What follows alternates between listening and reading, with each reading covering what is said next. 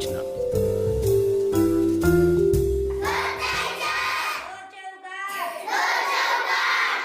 शून्य से अनंत तक कहानी गणित की।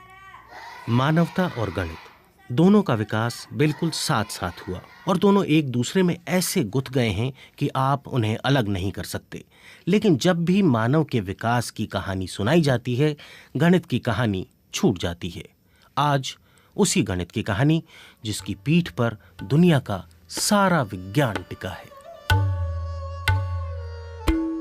विज्ञान ही नहीं, कलाएं भी इसी गणित पर टिकी हैं। ये जो आप सुन रहे हैं, ये है 16 बीट्स यानी मात्राओं वाला 3 ताल। एक ज्यादा या एक कम, ये संगीत से शोर में बदल जाएगा। महान यूनानी गणितज्ञ पाइथागोरस ने संगीत और गणित का रिश्ता ईसा मसीह की पैदाइश से कई सौ साल पहले खोज लिया था। स्थापत्य कला, चित्रकला, मूर्तिकला सब गणित के नियमों से चलते हैं। आकार और अनुपात को समझे बिना किसी तरह की कोई रचना संभव ही नहीं। वैज्ञानिक बताते हैं कि कौवे से लेकर चिंपांजी तक कई जीव जंतु 5 से 7 तक गिन सकते हैं। इंसान ने पहले कहाँ और कब गिनना शुरू किया, ये कोई नहीं जानता।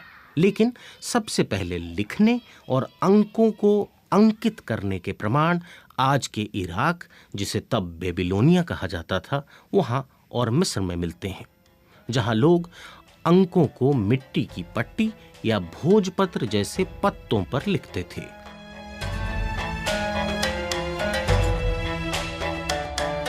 इस धरती पर इंसान की बनाई हुई सबसे पुरानी चीजों में से एक है मिस्र के पिरामिड।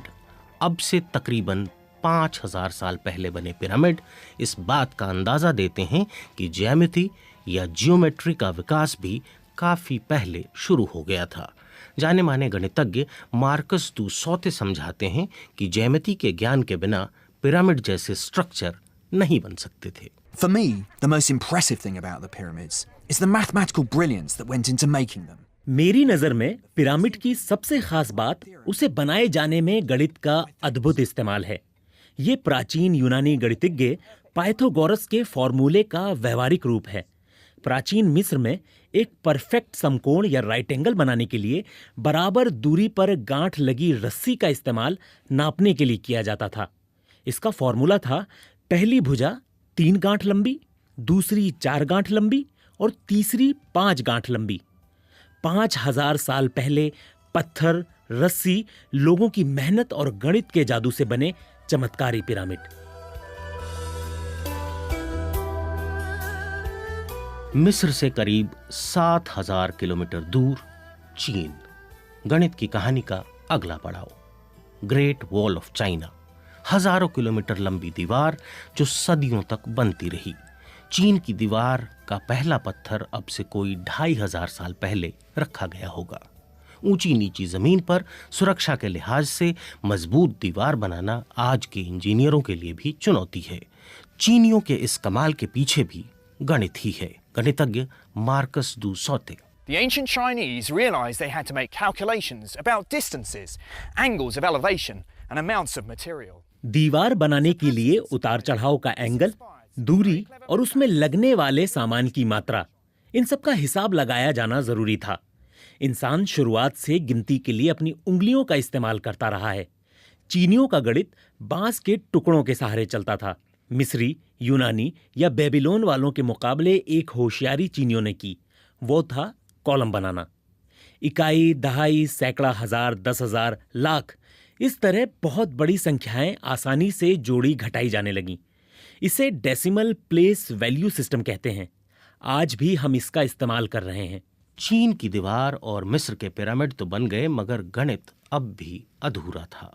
चीनी जोड़ने घटाने के लिए प्लेस वैल्यू सिस्टम का इस्तेमाल तो कर रहे थे, लेकिन जब बड़े अंक लिखने होते थे तो उसके लिए उन्हें चित्रों का सहारा लेना पड़ता था।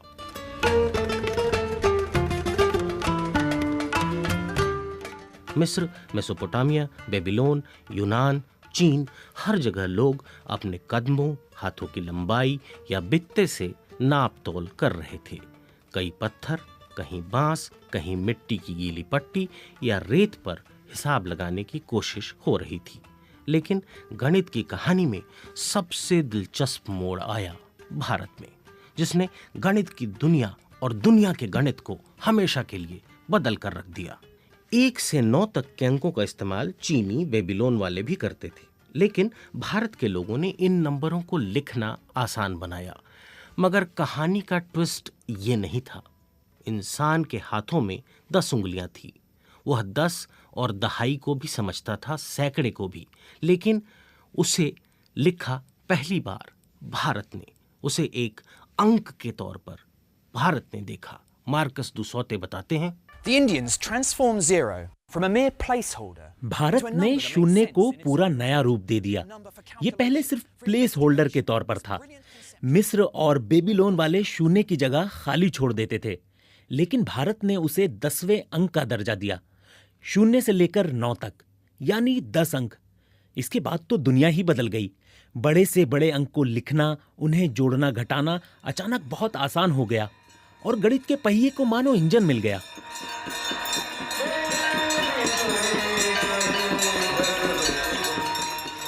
शून्य का विचार भारत के लिए सहज, स्वाभाविक था। उसकी जड़ें हिंदू दर्शन में पहले से मौजूद थीं।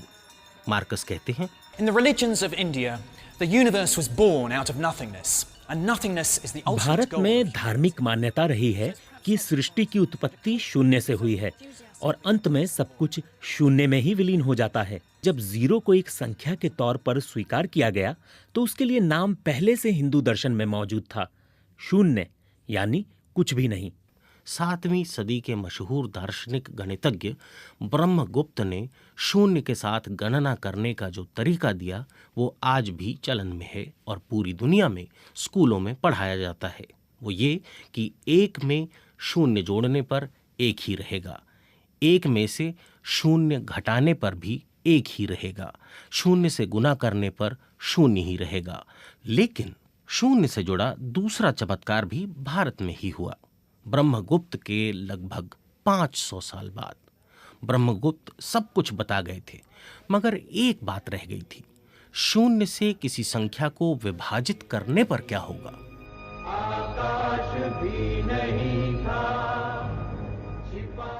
इस सवाल का उत्तर दिया 12वीं सदी के एक गणितज्ञ भास्कर ने। उन्होंने बताया कि शून्य से भाग देने पर परिणाम होगा अनंत। ये अनंत भी हिंदू दर्शन की ही कल्पना थी, जिसमें ईश्वर का स्वरूप अनंत बताया गया है। अनंत के आइडिया को कुछ इस तरह समझ सकते हैं। Brahmagupta's rules about calculating with zero are taught in schools all over the world to this day. अगर आप एक फल को एक बार काटेंगे तो वो 2 हो जाएगा। इस तरह 2 से 4, 8, 16 और 32, इस तरह ये क्रम बढ़ता जाएगा और आखिर में जब फल का आकार 0 हो जाएगा, उसके बाद उसे और टुकड़ों में काटेंगे तो अनंत टुकड़े होंगे जिन्हें गिनना संभव नहीं होगा। शून्य और अनंत के बाद एक और कमाल भारत में ही होना था। दरअसल भारत दुनिया का पहला देश था जिसके दार्शनिकों ने इस बात को समझा कि अंक सिर्फ गिनने, जोड़ने या घटाने के लिए नहीं हैं, बल्कि वे अदृश्य और अमूर्त इकाइयां हैं जो मानवीय कल्पना की गुलाम नहीं हैं बल्कि स्वतंत्र हैं, उनका अपना अस्तित्व है। यही वजह थी कि भारत ने दुनिया को नेगेटिव नंबर का आइडिया दिया। मार्कस दुसौते कहते हैं कि भारत के गणितज्ञ नेगेटिव नंबर के सिद्धांत से परिचित थे। इस मामले में वे यूरोप से बहुत आगे थे। इसे वे ऋण कहते थे, यानी कर्ज। इसी से शब्द बना ऋणात्मक अंक। जैसे 3 में से 4 घटाने पर क्या होगा? वो 0 नहीं होगा, वो -1 होगा। ये विचार भी भारत का था। Now, a plus b the whole squared, right? Okay. So if I have a line, all right, yes, and I have an arbitrary point over here. समीकरणों यानी इक्वेशन का इस्तेमाल यूनानी, मिस्री, बेबीलोन वाले और चीनी भी कर रहे थे और अपने अपने तरीके से कर रहे थे। अंक गणित, ज्यामिति और समीकरण, ये सब आपको अब जटिल लग रहे होंगे। ठहरिए, एक और ज़रूरी चीज़ जो इन सब से जटिल है उसका नाम है त्रिकोणमिति यानी ट्रिग्नोमेट्री। सुनिए मार्कस क्या कहते हैं उसके The बारे में। Indian astronomers could use trigonometry to work out the relative महीने में distance 2 between the bar Earth and जब the चांद आधा होता है तो वो सूरज के ठीक सामने यानी सीधी रेखा में होता है। उस दिन धरती, सूरज और चांद के बीच एक परफेक्ट राइट एंगल यानी समकोण बनता है। वे नाप सकते थे कि धरती और सूरज के बीच बनने वाला कोण 1 डिग्री का 7वां हिस्सा है। त्रिकोणमिति के साइन फंक्शन से पता चलता है कि 1 डिग्री के 7वें हिस्से का मतलब है 1 का अनुपात 400। इसका मतलब यह है कि धरती से सूरज की दूरी चांद के मुकाबले 400 गुना अधिक है। यानी भारतीय गणितज्ञ धरती पर बैठे बैठे अंतरिक्ष नाप रहे थे।